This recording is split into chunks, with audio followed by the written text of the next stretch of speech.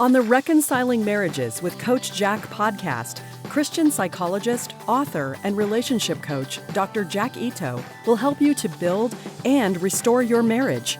By learning just a few relationship skills, you can help your spouse enjoy your relationship more while getting more love and affection from your spouse. Listen to Coach Jack as he helps you with one more step toward a marriage both you and your spouse will love. Today, I want to teach you how to handle a relationship crisis. Most of the people that contact me for coaching have gone through some kind of recent crisis and they need help on how to build their relationship. Sometimes the way that they've handled their crisis has made things even worse between them and their spouse. So I want to help you know how to handle this situation better in case it happens to you. And don't worry if it has already happened to you and you didn't handle things so well. Just know that things can still be worked out. There's nothing that you have done during a relationship crisis that's going to do permanent damage. Most of the time, that's because your spouse will understand that the crisis that was created for you at that time was something that was emotionally overwhelming. And so however you reacted wasn't your normal behavior. Nevertheless, handling it in a good way can give you a really good head start on making your relationship better. There are some things that you should do immediately when there's a relationship crisis, and other things that you should put off. One of the most important things to understand about relationships is that relationships are not based on logic. Many times when a spouse says that he or she wants to separate or divorce, or you catch your spouse having an affair, you might have the tendency to want to reason and to use logic with your spouse. This is not going to be a good approach, and especially at a time when people are really emotional to begin with. Relationships are emotional. We are with people because we want to be, not necessarily because it is a logical thing to do. Many times the logical thing to do might not be to have married them at all, but being emotional creatures, we want to be with someone, even if it might not make that much sense. We just need to know how to keep the relationship going and how to deal with the troubles that come along. Relationship crises usually happen because someone was not aware that there was a serious problem with their relationship, and then suddenly they find out. That is an overwhelming feeling and makes people want to react and just try to fix things immediately. Our emotions can be overwhelming at that time. We may cry. We may lash out in anger. Who knows? It's not the best time to be interacting. Have you been in that situation before? If you have, you will notice that it takes your focus away from everything else and just makes you want to fix things as soon as possible, even if the problem has been going on for a long time. The best way to handle a relationship crisis is not to have one in the first place. Sometimes, maybe all the time, when people get married, they think that, sure, we might have some difficulties, but we're not likely to have a crisis. The fact is that if you have a relationship long enough, you probably will have at least a few severe crises. The way that you handle them is going to make all the difference in terms of whether the relationship becomes better again or whether what happens does irreparable damage and slowly degrades your relationship. So the first thing that you can do to become better at handling crises is to expect them. They are going to happen once in a while. That's a normal part of life.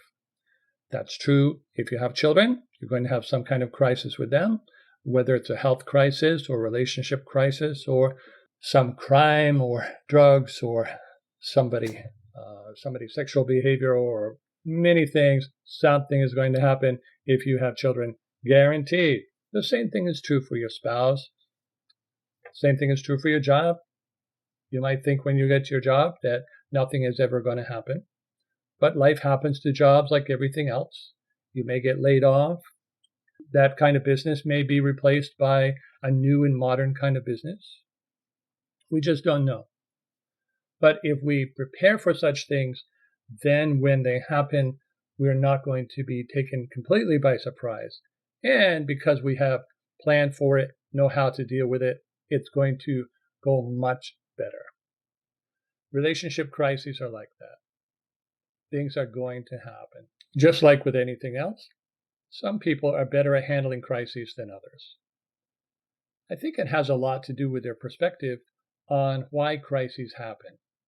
I find that some people have regular relationship crises of the same types that results in them losing their relationship and then getting another relationship and then having the same kind of crisis happen again and then losing their relationship again.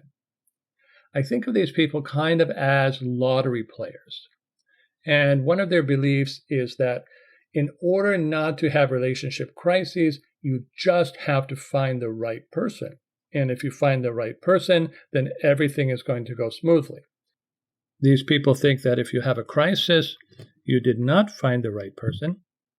And then when the relationship ends, that's their proof that you didn't have the right person.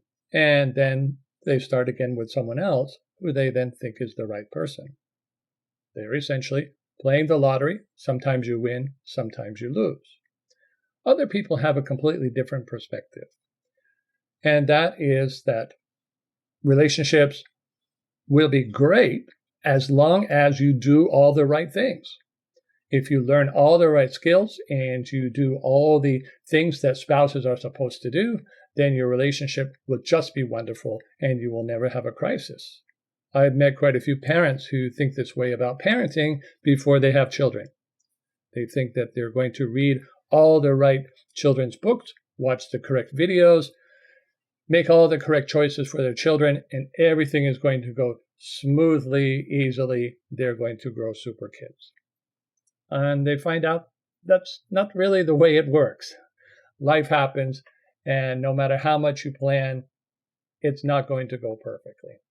Many times these people get very stressed when things do go wrong because they see it as their own failure to prepare, or they just think that it shouldn't be happening, and it kind of blows their mind that they're having such problems. There's a group in the middle which probably is more realistic and uses kind of both aspects of these people.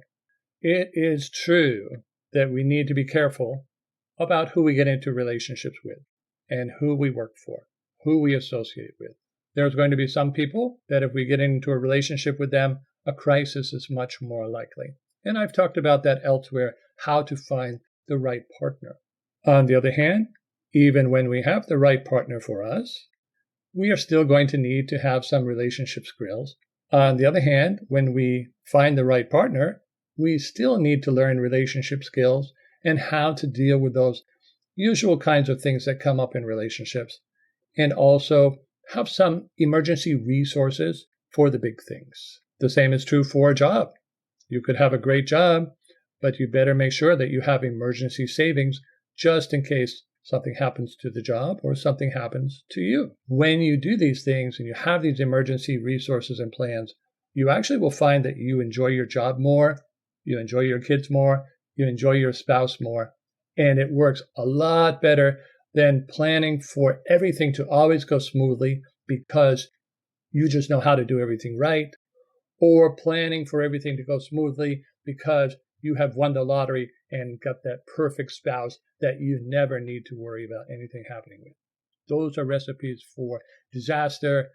So do your best to be in the best relationship, whether it's your friends or your spouse, and then make sure you are learning how to keep that relationship going well. When I am contacted by people who have had a relationship crisis, their behavior usually depends on when the crisis occurred.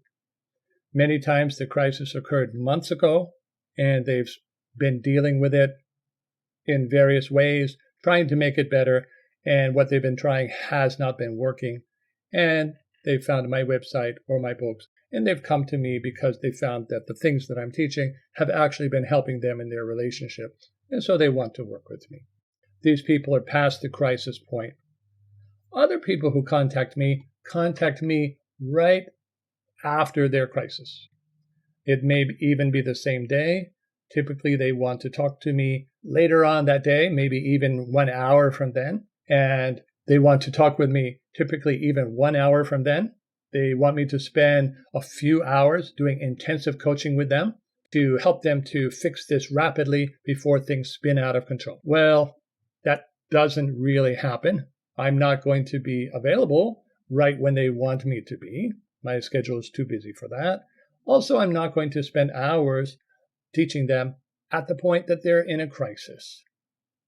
In fact, if someone comes to me when they're in a crisis, they're really coming at the wrong time. The time that a crisis happens is not the time to immediately reach out for coaching help. That is not the first step. I have worked with people in crisis before. The goal of helping someone in crisis is simply to help them to calm down, to relax, to be able to cope so they can make it through the night. It's never about fixing their problems. And that should be a lesson for you, that if you do get help in a crisis, that is going to be the focus of the counselor, that is going to be the focus of the coach, or whoever you are dealing with. If you can do this part on your own, and then after you've calmed down, use the coach for making a plan, for learning your alternatives for dealing with your situation, that's going to be a much more effective use of your time and resources. Most of the time, people have these panicky feelings in a relationship crisis.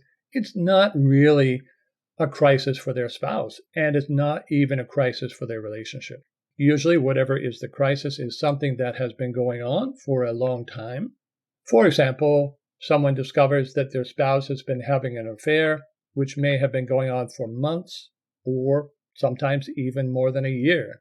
But because they just found out, suddenly they are in a panic and they want to take action to make sure that their spouse cannot see their affair partner that night or something like that. Well, really, if your spouse has been having an affair for a year or some months, preventing your spouse from having contact with an affair partner that night is actually going to cause more harm than good. Much better to calm down, make a plan, get away until you know correctly how to deal with the situation, even though it means that your spouse may be having contact with the affair partner a little bit longer than before.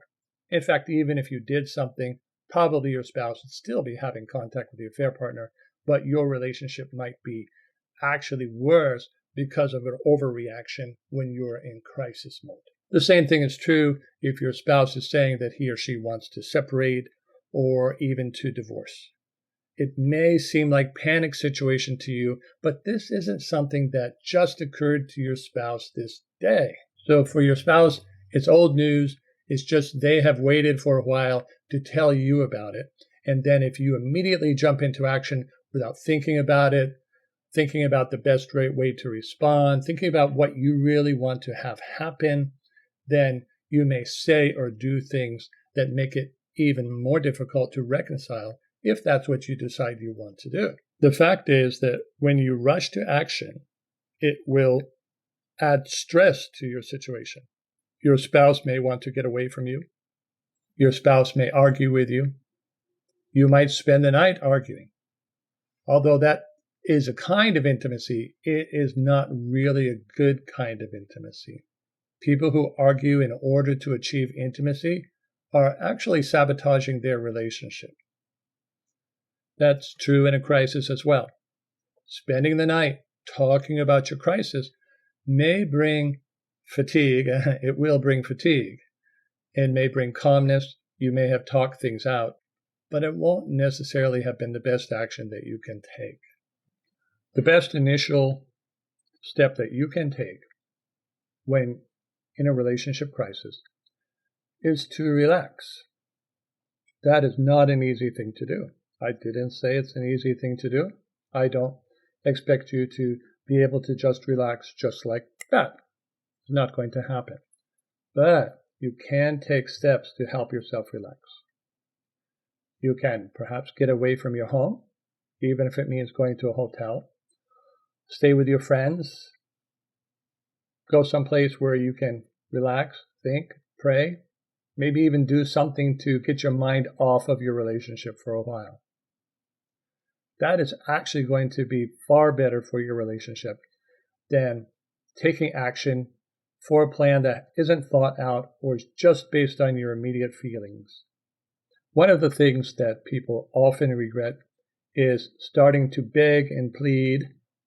Another thing is getting really angry and saying some very nasty things. Either of these can make it more difficult to reconcile. I know how to help people with both of those situations if they've started off that way, but the best thing is to not start that way to begin with.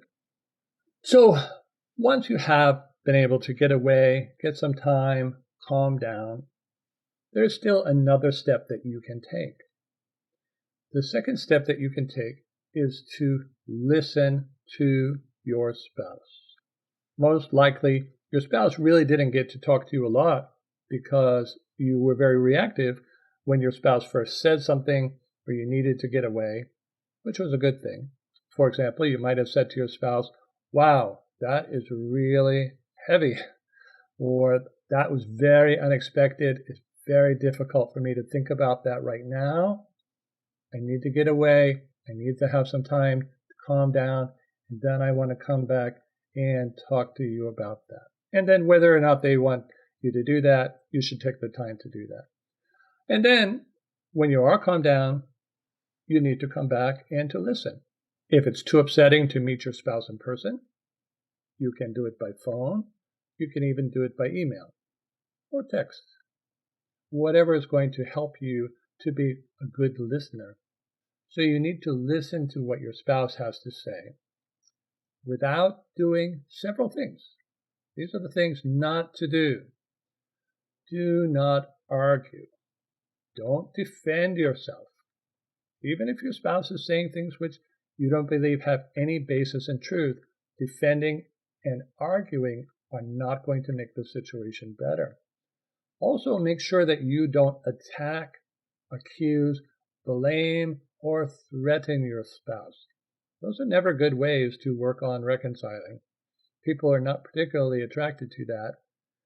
Most people are not going to say, "Wow, you attacked me, threatened me, blamed me. Well, okay, that makes me change my mind. I want to be with you." All right, forget what I said before.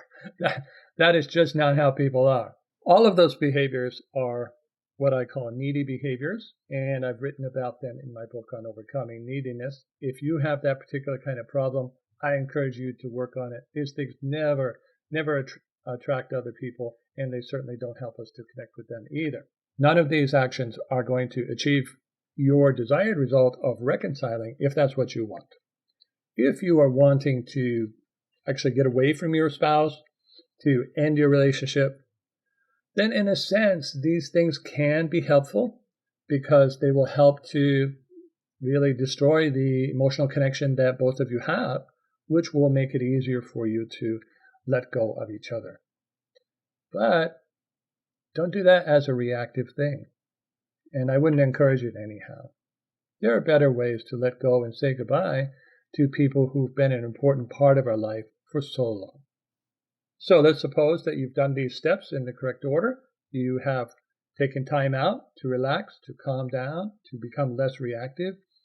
Then you have fully listened to what your spouse had to say without trying to immediately fix things or explain or work things out.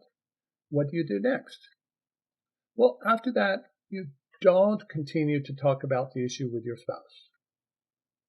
I know you might like to just continue to work on that with your spouse and come up with a plan with your spouse. I don't recommend you do that if your spouse is saying that he or she wants to get away from you, or if you've discovered that your spouse is having an affair.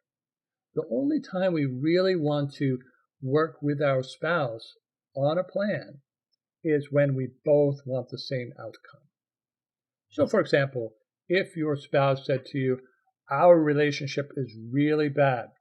I have been thinking about leaving you, but what I would really like to do before that is to work together to see if we can make our relationship better."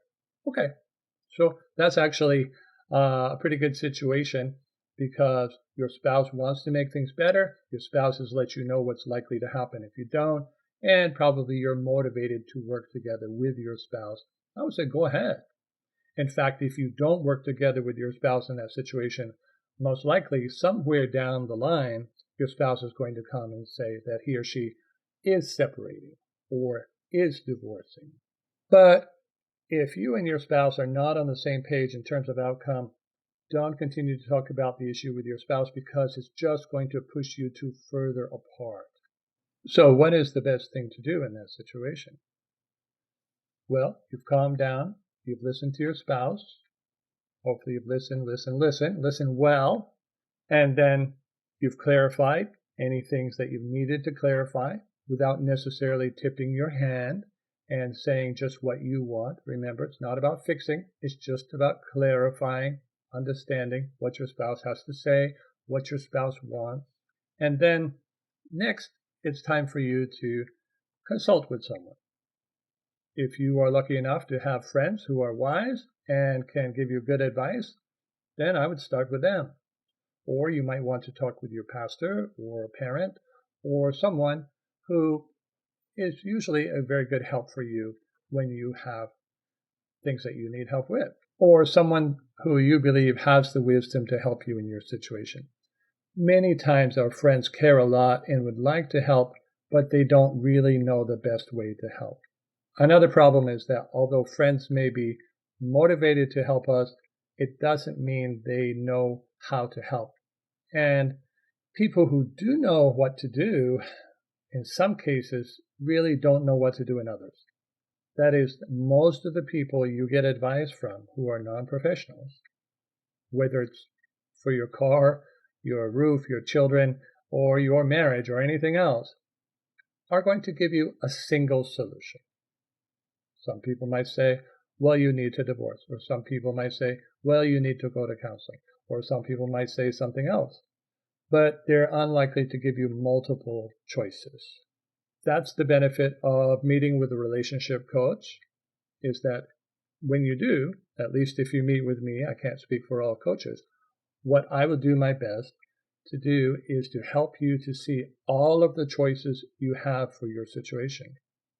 For example, when a person works with me after they've discovered their spouse is having an affair, I help them to see that they have 6 choices in this situation. Usually they're thinking they just have 1 or 2. And because of that, they really can't consider all of their options. Also, they might not know what is the best fit for them. What would work for another person in their situation may not work for them. Let me just give you an example. So suppose a woman discovers her husband is having an affair, and she gets advice from her friend who says, you need to tell your husband that he has to choose between you and the affair partner, or that you are going to leave him. Well, that is certainly a choice, and it's a good choice for a secure woman who already has a good relationship with her husband. However, if her relationship with her husband is not good, then who is her husband likely to choose? He's likely to choose the affair partner. And what if she is an insecure person or very dependent person who would not be able to follow through with such an ultimatum? In that case, she's likely to have a strong ultimatum, but then find herself unable to follow through for the length of time that it takes for her husband to take her seriously. In that case, she is unlikely to be able to follow through with good boundaries long enough to help her husband get to the point where he is actually giving up his girlfriend, his affair partner, in order to be with his wife. So just because something worked well for your friend doesn't necessarily mean it will work well for you. That's true for other situations too. If your spouse wants to separate or divorce, or other kinds of crises that happen. By the way, the same considerations are true if you get advice online. Maybe you are in a forum somewhere where someone tells you what they recommend for your situation. Well, that might work very well for them and their situation, but it might not work for yours.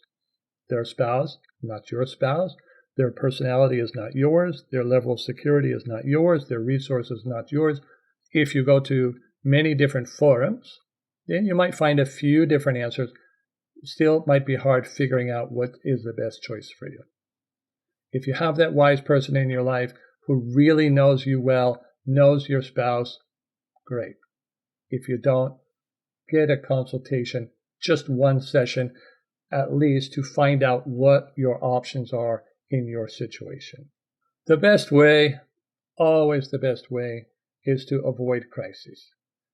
To do this, you need to learn in advance how to create a healthy relationship and what to do when things go badly, which they will sometimes do despite our best efforts. When you do this, you're going to be less anxious about problems happening. You're also going to be more attractive and secure spouse. Attractive and secure spouses have much better relationships. Learning what to do in a crisis will help you to focus on doing the right things if a crisis happens. Because you know what to do if a crisis happens, you won't need to live in fear of it, and you will be able to enjoy your relationship more. In my experience, people who are young and inexperienced will not learn in advance how to deal with relationship crises. I was there once, a long time ago. I was young and inexperienced, and I just thought love was enough. Love is never enough. Crisis is going to happen no matter how much we love someone, and no matter how much they love us. We need to plan for things. We need to carry a spare tire in our car, regardless of how good our tires are. We never know when we are going to have a flat. Relationships don't just happen naturally. Falling in love can happen naturally when you're single. Staying in love takes work. If we don't do the work, things will deteriorate. Eventually a crisis will happen. No matter how much you and your spouse were in love when you first got married, that is not a good predictor how things will go years later. Only the work that you do on a day-by-day basis in your relationship will help you to predict how things are going to go. Those of you who have a lot of life experience and relationship experience will be able to relate to what I am saying. I don't know where you are in your ability to deal with crises, or if you've already had one and perhaps done the wrong things or would like to do better next time. If you would like to learn how to maximize your chances of reconciling in a relationship crisis, then I invite you to my website, coachjackito.com, for help that is consistent with Christian family values. Thank you for listening to Reconciling Marriages with Coach Jack. Visit CoachJackIto.com to learn more skills for reconnecting with your spouse and restoring your marriage.